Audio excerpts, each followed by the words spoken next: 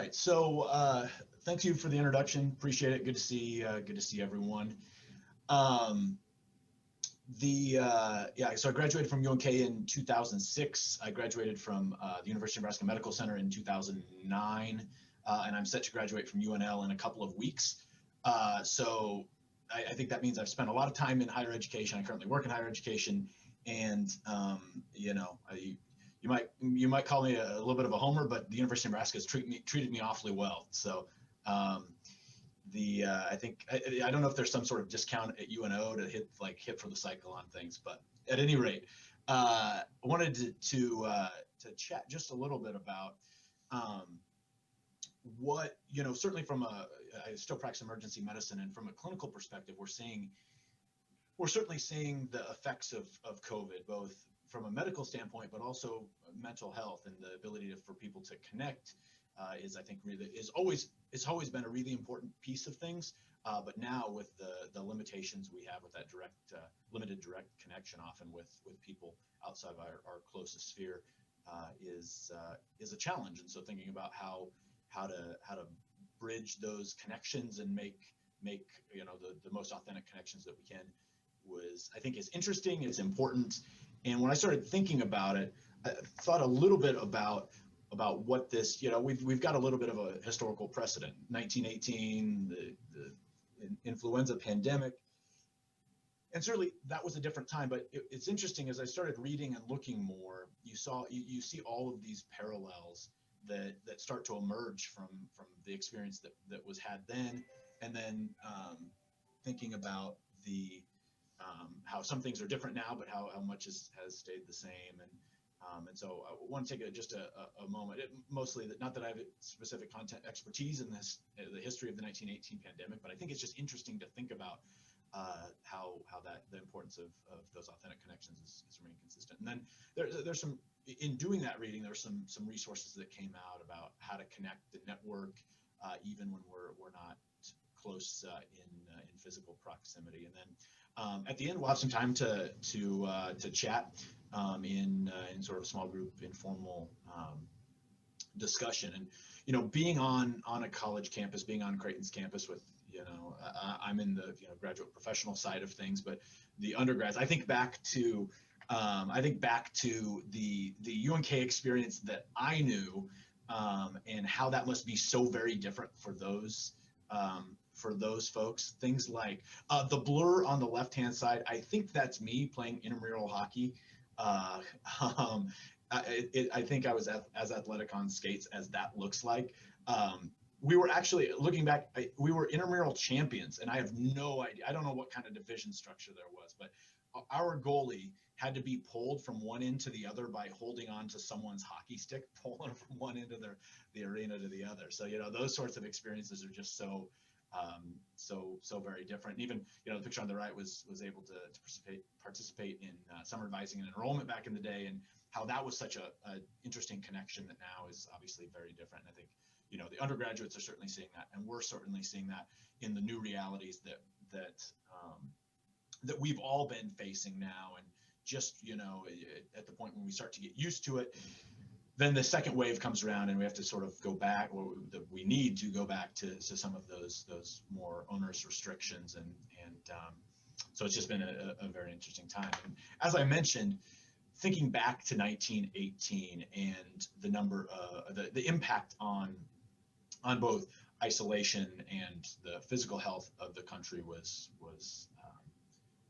dramatic. It talked about that homes with infected folks would hang a white handkerchief on their front door to sort of signal that there was someone sick inside of the house.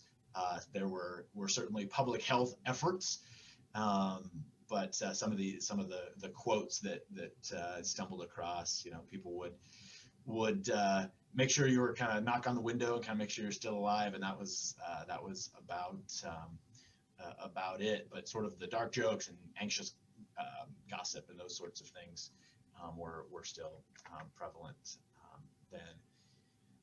And there's this quote that stuck out, which was from 1918, but maybe still pertinent today, is that we were quarantined on account of the Spanish influenza, and everyone is mad. Which, that may fit a little bit.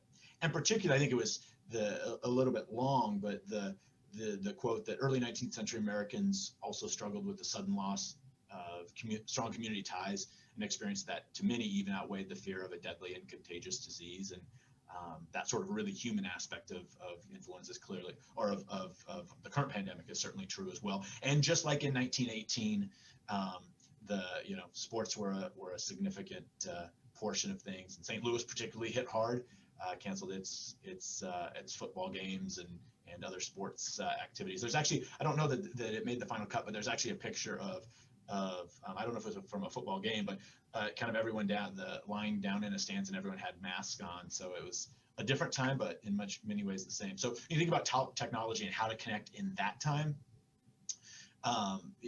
just like now, it can fray social bonds really easily. And so connecting from a distance was an important thing for those people outside of the home. Fortunately, at that time, the telephone had been invented and was relatively widely available, but the infrastructure wasn't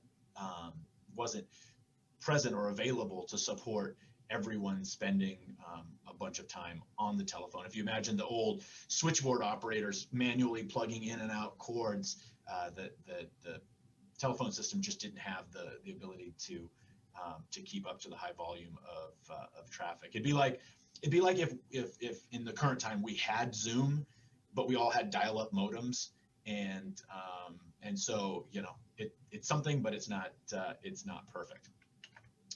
And so telephone companies would actually say, hey, please only use the telephones in an emergency.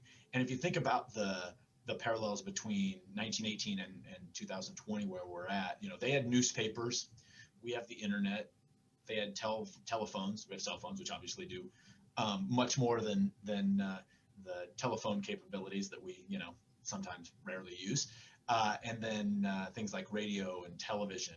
I think you can draw a straight line here from gossip to social media, and that's a whole other aspect. I don't know if anyone has seen The Social Dilemma recently, but I just watched a few days ago, and it just sort of plants all these ideas. I think about it from sort of a developmental, young kind of adolescent folks, but in their development. But boy, even for all of us, the ability to be connected has never been greater.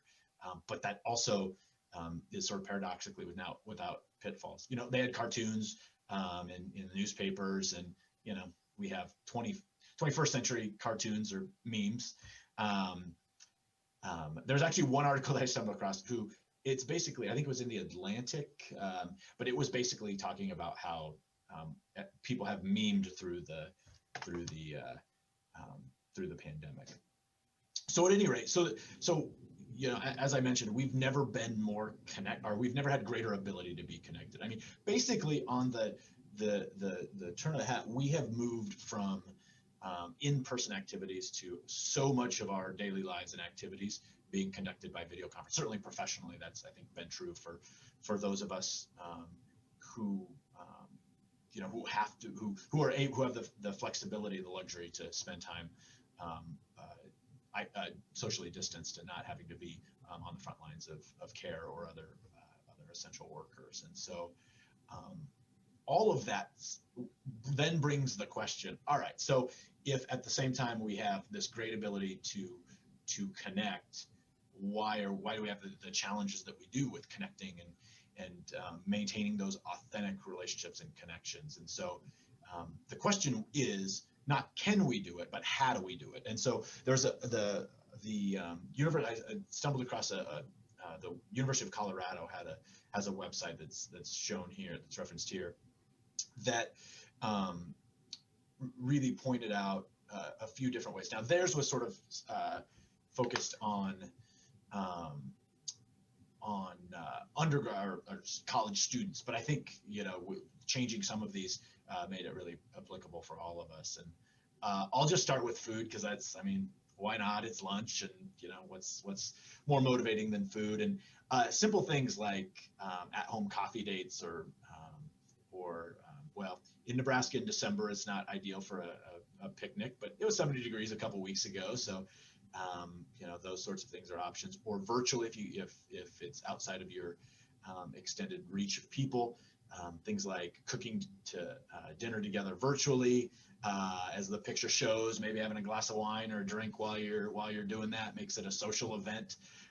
Because I think that's one of the things, one of the tips that stuck out to me was we connect a lot.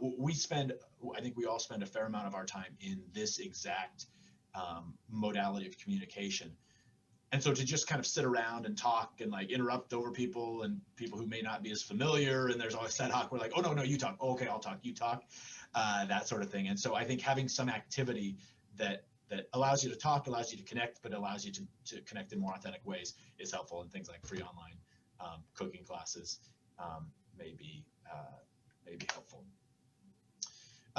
Staying connected through shared interests, maybe that's joining a club or a service organization. There's certainly many opportunities to serve others in the current pandemic. And so if in person doesn't make sense, then virtual activities like book clubs or a game night, there are definitely a bunch of different apps and other technological ways to connect and have sort of the normal in-person game night that you wouldn't have it virtually as well. And then, there's the great outdoors. You can bike here in Omaha. Fontenelle Forest, I think is open year round, but it's something I just discovered this summer, and I think it's a really kind of cool thing. Kind of hidden away, not as many people know about, but a little bit of a cool thing. And then virtual workouts, a lot of online free workouts. It doesn't mean you have to spend the thousands of dollars on a Peloton or expensive membership. Some of those you can do. And I actually have some colleagues who will just join on Zoom, and then they have their workout planned out, and we'll do their workout together just in the same way that they would otherwise. And then there are actually the national parks, several of them you can do virtual tours, which if you're kind of a history buff or a natural park person, that may be a way to visit and check those things out. And you can watch that and plan your in-person trip that you'll eventually take once restrictions subside. Stay connected through events. Take maybe a socially distanced art class, or your alumni association. Like this is maybe a good opportunity for that. And then there are all kinds of online concerts. Netflix in different ways. Group watch parties for either a sporting event or the same sort of way where you have a Zoom connection, but it's not just staring at your own screen. It's more interactive than that. And so those were some ideas.